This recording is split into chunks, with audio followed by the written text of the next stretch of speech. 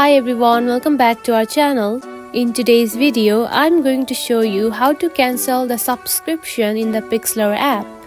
If you have recently subscribed to the Pixlr app and don't know how to cancel it, then this tutorial is for you, so let's dive right in. Find the Pixlr app, now open it. Then here you can find the option of crown like button at the top left corner. Now go ahead and select it.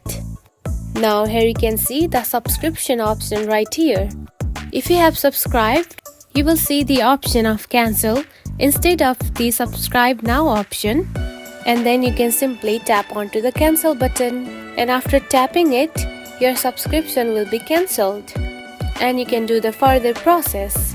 I don't have the subscription, so it is showing subscribe now. And that's it. This is how you can cancel the subscription in the Pixlr app.